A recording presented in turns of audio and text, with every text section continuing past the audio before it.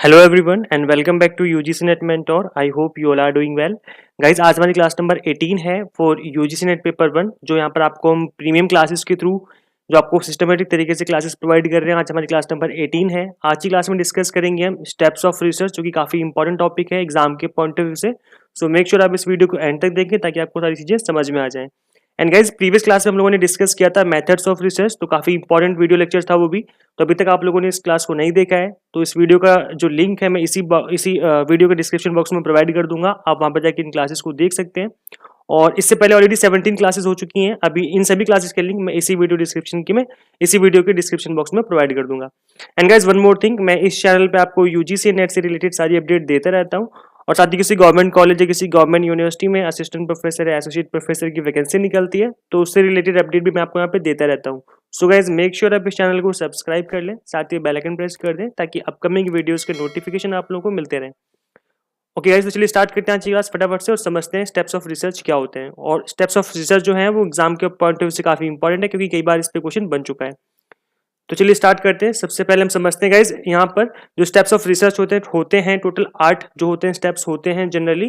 कई बार इसको 7 स्टेप्स में, कई बार इसको 10 स्टेप्स में कवर किया जाता है, बट जनरली जो आपके जेन्युइन स्टेप्स हैं वो केवल 8 स्टेप्स होते हैं जो कि आपको फॉलो करने होते हैं किसी भी टाइप की जो रिसर्च होती है उनको कंडक्ट करने में। ओके, तो जो सबसे पहला स्टेप होता है that is identify the research problem. सबसे पहले हम जिस भी टॉपिक पे, जिस भी चीज को लेकर आप रिसर्च करने जा रहे हो उसके क्वेश्चंस को, मतलब किस चीज के ऊपर आप रिसर्च करने जा रहे हो, उसका मेन प्रॉब्लम क्या है उसको आइडेंटिफाई करना बहुत जरूरी है, उसको फॉर्मुलेट करना बहुत जरूरी है। तो सबसे पहला काम क्या होता है, अपनी रिसर्च प्रॉब्लम को जानना, पहचानना कि आप क्या रिसर्च करने जा रहे हो। ठीक है, so a well defined problem will lead to the researcher to accomplish all important phases of the research process, starting from the setting objectives to the selection of the research methodology. So guys, यहाँ पर अगर आपका एक clear cut आपका अगर एक आपके दिमाग में आइडिया है कि आप किस चीज़ से रिलेटेड रिसर्च करने जा रहे हो, आपकी प्रॉब्लम क्या है, किस चीज़ का सोल्यूशन आप निकालना चाहते हो, तो डेफिनेटली जितने भी फेजेस हैं, जितने भी स्टेप्स हैं, उनको आप इजीली अच्छे से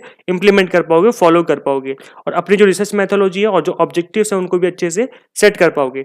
सो पहला स्टेप क्या होता है, रिसर्च प्रॉब्लम को सेट करना, आइडेंटिफाई करना कि आप किस क्वेश्चन का आंसर पाना चाहते हो।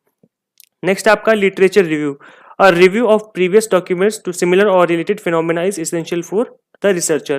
अब गाइस ये लिटरेचर रिव्यू होता क्या है, सपोज करो अगर आप रिसर्च करने जा रहे हो कि कोरोना वायरस किस तरीके से फैला, ठीक है, तो अगर आप कोरोना वायरस के बारे में रिसर्च करने जा रहे हो तो गाइस इससे रिलेटेड जितनी भी आपकी रिसर्च हो चुकी हैं और इससे रिलेटेड जितने भी डॉक्यूमेंटेशन हुए हैं, जितनी भी डॉक्यूमेंट्री बनाई गई हैं, या फिर इसके अलावा डब्ल्यूएचओ से के अंदर से डब्ल्यूएचओ के यहाँ से कोई रिसर्च रिलेटेड आई है कोरोना से रिलेटेड, तो आपको इन सभी को रीड करना होगा। आपको इस एरिया से रिलेटेड जितनी भी आपकी नॉलेज है उसको इन्हांस करना होगा। डिफरेंट बुक्स पढ़नी होगी, डिफरेंट आर्टिकल पढ़ने होंगे जो कि उस एरिया से रिलेटेड होंगे। देन उसके बाद आपको अपनी रिसर्च आगे फर्दर प्रोसीड करनी है, बिकॉज आपको नॉलेज होना बहुत जरूरी है कि इस एरिया में कितनी रिसर्च की जा चुकी है और इस एरिया को जानना बहुत जरूरी है, तभी आप उस पर अच्छे से स्टडी कर पाओगे, उसकी अच्छे से रिसर्च कर पाओगे। तो यहाँ पर आपका जो रिसर्च लिटरेचर रिव्यू होता है रिसर्च के अंदर बहुत इंपॉर्टेंट रोल प्ले करता है, बिकॉज यहाँ से आप अपनी नॉलेज गेन करते हो कि पहले से कितनी रिसर्च की जा चुकी है, पहले से स्कॉलर्स जो हैं उन्होंने क्या क्या इसके ऊपर ऑलरेडी डिस्कवरी कर ली है।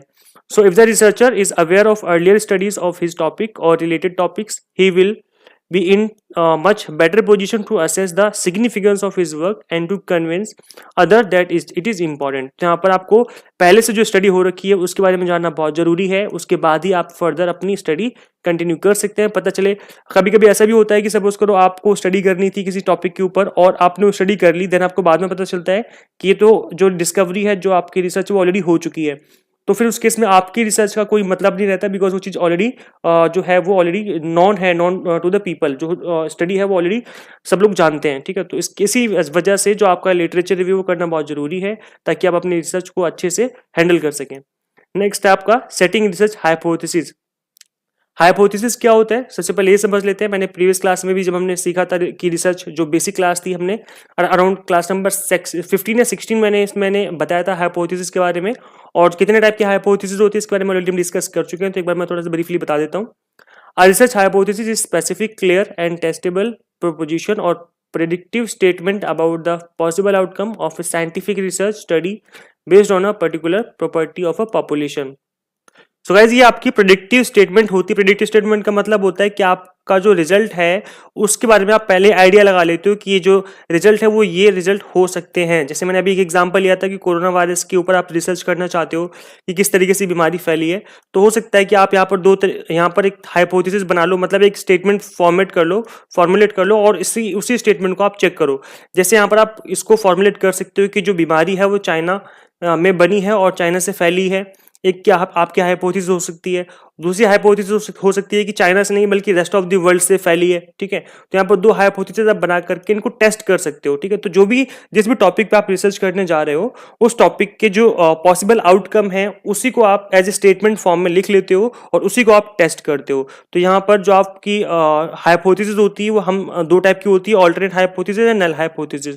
तो यहाँ पर इसके बारे में थोड़ा डायग्राम वाइज जो है मैंने यहाँ पर दिखाया हुआ है आपको। तो जो यहाँ पर H0 जो होती है दैट इज ट्रू और HA दैट इज ट्रू, और यहाँ पर जो डिसीजन होते हैं रिजेक्ट और एक्सेप्ट करने के वो क्या होते हैं इसके बारे में ऑलरेडी एक वीडियो बना चुका हूँ। प्रीवियस वीडियो मैंने आपको बताया था हाइपोथेसिस के बारे में, तो ज़्यादा डिटेल में बात नहीं करेंगे यहाँ पर।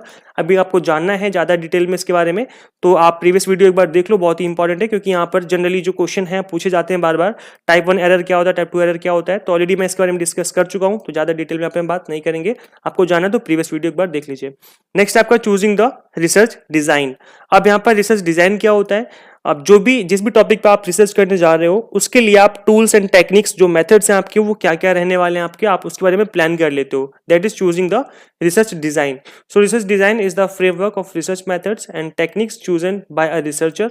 The design phase of study determines which tools to use and how they are used. तो guys डिफरेंट टाइप की रिसर्च के लिए डिफरेंट टाइप के टूल्स एंड मेथड्स जो हैं वो फॉलो किए जाते हैं। तो आपको अपने अकॉर्डिंग अपनी रिसर्च डिजाइन को है वो चूज करना है। जिस टाइप की आपकी रिसर्च होगी उसी टाइप के आपको methods and tools and techniques को चूज करना पड़ता है। तो गाइस अगर हम बात करें कोरोना वायरस की तो आपको क्या करना पड़ेगा, आपको लैब में रिसर्च करनी पड़ेगी इससे रिलेटेड, क्योंकि ये जो आपकी बीमारी है जो आपके वायरस है उससे रिलेटेड जो रिसर्च होती है वो लैब में होती है जिसको हम एक्सपेरिमेंटल रिसर्च कहते हैं।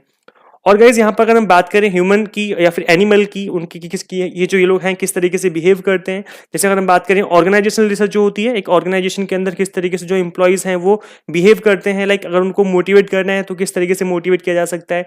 तो जो टाइप की रिसर्च होती है उसको हम बोलते हैं ऑब्जर्वेशनल रिसर्च, जिसमें आप ऑब्जर्व करते हैं कि लोग किस तरीके से बिहेव कर रहे हैं, आप उसको नोट डाउन करते जाते हैं, देन उसके बाद अपना रिजल्ट ड्रॉ करते हैं फ्रॉम योर डेटा कलेक्शन। जो भी आपने डेटा कलेक्ट किया उसको एनालाइज करके आप रिजल्ट ड्रॉ करते हैं, तो इसको बोलते हैं हम लोग रिसर्च डिजाइन, जो कि बहुत ही इंपॉर्टेंट स्टेप होता है रिसर्च प्रोसेस में। नेक्स्ट आपका डेटा कलेक्शन। अब गाइस ये तो बहुत इजी है, अगर आपने एक बार रिसर्च डिजाइन मतलब आपने मेथड और टूल्स एंड टेक्निक्स आपने सोच ली कि मुझे किस तरीके से अपना डेटा जो है वो कलेक्शन करना है, तो उसके बाद आपको डेटा कलेक्शन करना है सिंपल। अब आपको डेटा जो कलेक्शन करना है उसके डिफरेंट मेथड हो सकते हैं। जो भी डेटा आपको कलेक्ट करना है आपको अपने एरिया से रिलेटेड ही डेटा कलेक्ट करना होता है। सपोज करो अगर आप डेटा कलेक्ट कर रहे हो कि कोरोना वायरस जो है वो किस एरिया से निकल के आया है, किस कंट्री से निकला है, देन उससे रिलेटेड आपको सारा डेटा जो है कलेक्ट करना पड़ेगा, देन उसके बाद ही आप रिजल्ट ड्रॉ कर सकते हैं।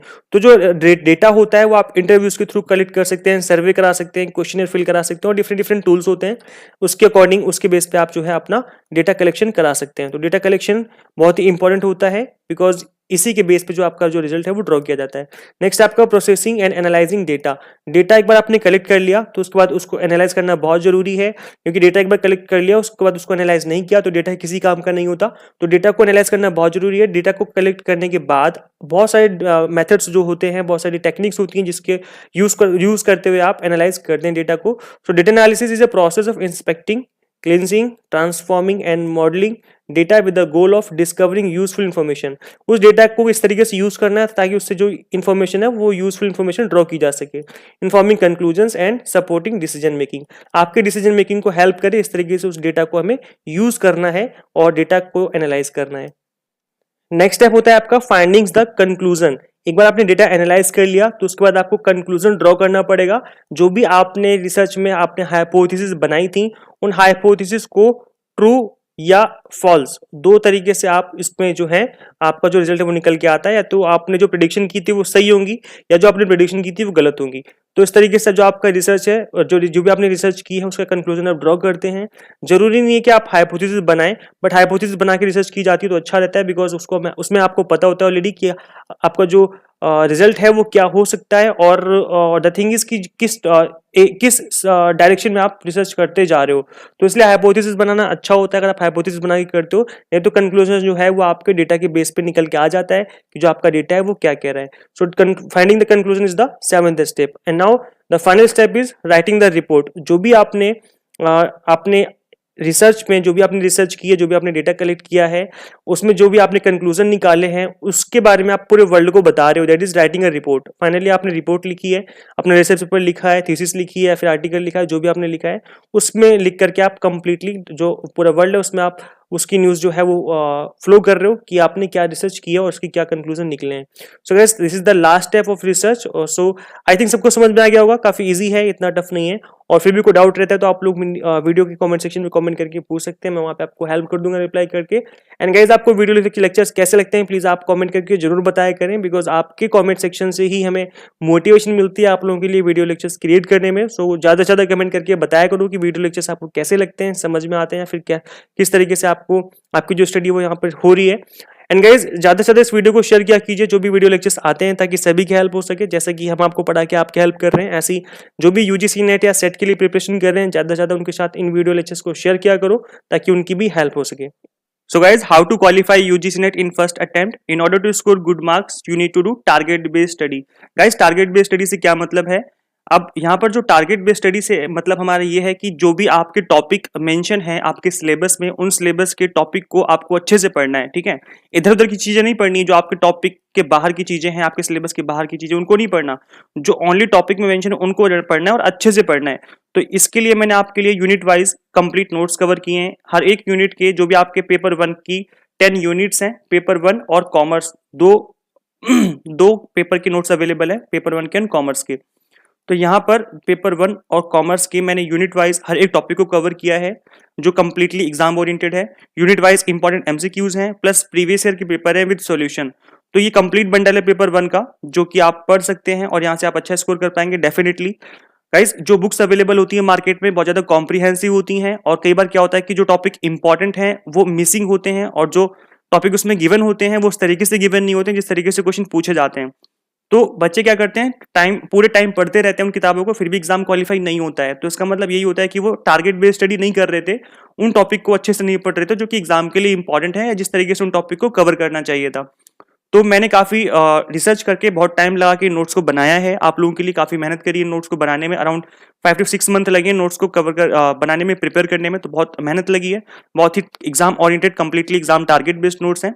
इन नोट्स के रिगार्डिंग आप मुझे इस व्हाट्सएप गिवन नंबर पे आप मुझे व्हाट्सएप पे कॉल कर सकते हैं। गाइस कॉल प्रेफरेबल नहीं है बिकॉज मैं कॉलेज में भी पढ़ाता हूँ, तो टाइम नहीं मिलता, मैं कॉल पिकअप नहीं कर पाऊंगा।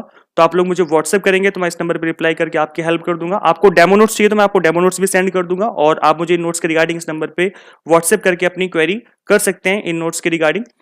So guys finally, thank you for watching this video. Share this video with all UGC NET aspirants. Subscribe for UGC updates and assistant professor job updates. And guys, comment करके जरूर बताना कि आपको video lectures कैसे लगते हैं, और साथ ही इस वीडियो को ज़्यादा से ज़्यादा शेयर कर देना ताकि सभी की हेल्प हो और सभी को जो उनके टॉपिक हैं पेपर 1 के वो अच्छे से कवर हो सकें। ओके, सो गाइज मिलते हैं नेक्स्ट वीडियो में। इस वीडियो में इतना ही। Thank you so much for watching this video. Bye bye.